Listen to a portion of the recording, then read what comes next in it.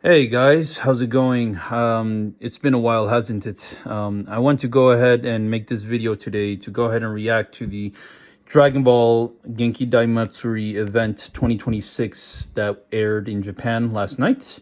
And I did get to watch it live, and there's so many things that were announced. So without further ado, let's go ahead and break it all down. Before I do, make sure to like, comment, and subscribe, as that helps my channel out tremendously. And, I'll appreciate you guys for that. All right, so let's go ahead and get started here. The first release here that they did was a global release, 40th anniversary special video.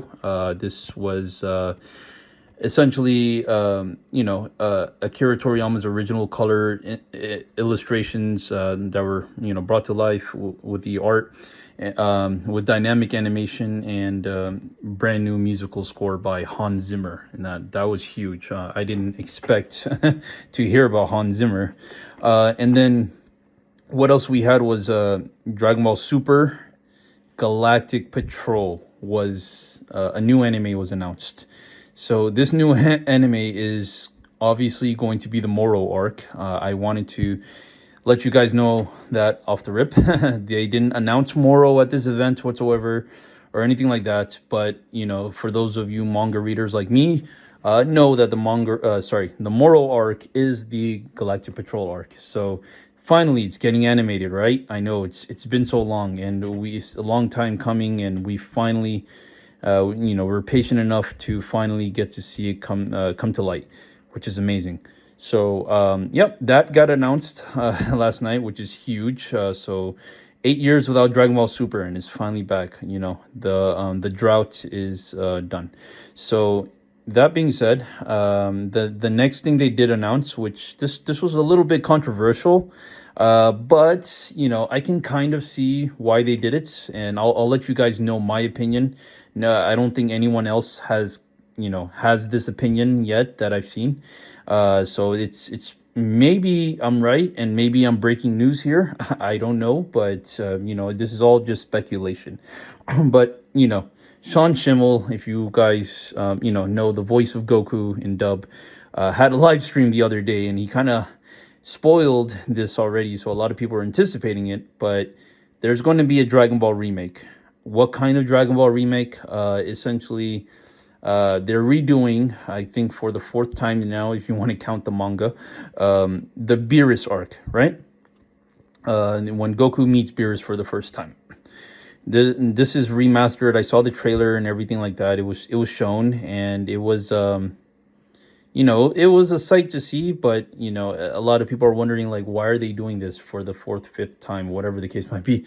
And it's like, is it tiresome? I guess, yeah. But if they go in the direction that I think might be possible, a lot of people were complaining that Super Saiyan 4 makes no sense with the Super timeline, right?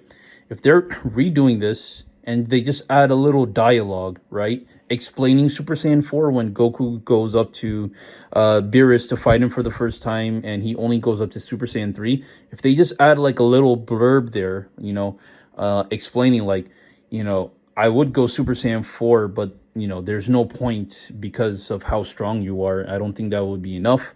So, something small like that will definitely tie Daima into the main storyline of Super, which essentially will make a lot more sense. I will do a full video breakdown of how I think they will tie Super Saiyan 4 into Super at a later date. It's a lot of research that went into that, and you have to just pay attention to detail when watching the whole Dragon Ball series all over again to pick up on this small stuff. So I really think Toriyama, and whether if he relayed this information to the studio or not, definitely had plans to incorporate Super Saiyan 4 one way or another, because we know that Daima was his final project, and he's the one who okayed Super Saiyan 4, so obviously he had a way to tie it in. So that being said, I don't know if they're remaking this just to make it all fit, but it would be curious and interesting to rewatch it again to see if they do make that correlation or not. So yeah, we'll go ahead and keep an eye on that. So that was a second announcement. The other announcement, I believe, is a Xenoverse announcement for Xenoverse 3. I could be wrong, but you guys tell me. But they just dropped a trailer that was really random about it's called a Dragon Ball game project age 1000. So essentially, it's supposed to take place 900 years from the current timeline. And I don't know how to feel about that. It's just, why are we going that far out? I feel like why are we abandoning the main cast? Or are we just trying to say, like, the Saiyans took over the Earth? What's going on there? I'm not personally a fan of it until proven otherwise, but they did announce that, and the reason why I conclude that it's a Xenoverse 3 game is because it is a video game project, and a lot of rumors leading up to this was hinting that Xenoverse 3 was in the making. Again, those were just rumors, nothing confirmed. But yeah, based off of those leaks and based off of the gameplay that I saw on that trailer, it looks very, very, very much like Xenoverse. So yeah, that was their third announcement. So those were the three major ones, but the overall tone of the event, essentially, it was very exciting to watch it, especially if you saw it like live. It was, they took a lot of pictures, and they had a concert and things like that with some OG scores and things like that. But I am very excited personally for the Dragon Ball Super, returning with the moral arc. Now, when is it returning? They did not specify. If I had to guess, well, this is just my biased opinion, 2027. But I have seen other rumors and reports saying 2028. We have yet to see. I really hope it's not that far out, because it's that would make it 10 years. But based off of the way anime is going nowadays, they always want to do a 10-year anniversary of some type. So they might wait until 2028 just to say, okay, Dragon Ball 10-year anniversary, it's back, or some corny thing like that. But let me know what you guys think about the event. Are you guys excited as I am, about these announcements? It was really cool, fun to watch.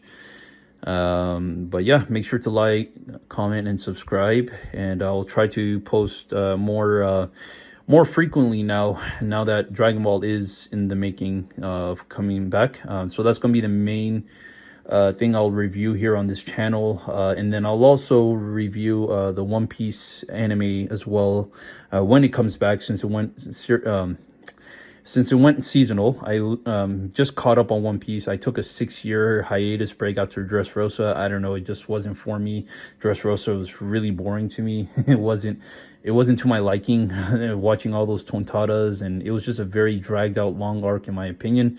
But then I heard a lot of good things, that it got better, and boy, am I excited to cover One Piece now after catching up, because the Wano arc was just next level, and now where they're at with Vegapunk and all that, I'm definitely going to cover that. So I think the future is going to probably be, Dragon Ball is going to air first at the beginning of the year, and then One Piece will be the next half of the year or something like that. So I'll incorporate both reviews there, and then any other anime that might be hitting right now. I'm not that big of a fan of just jumping into any anime, because a lot of these animes get cut, and so I'm more of a mainstream anime viewer.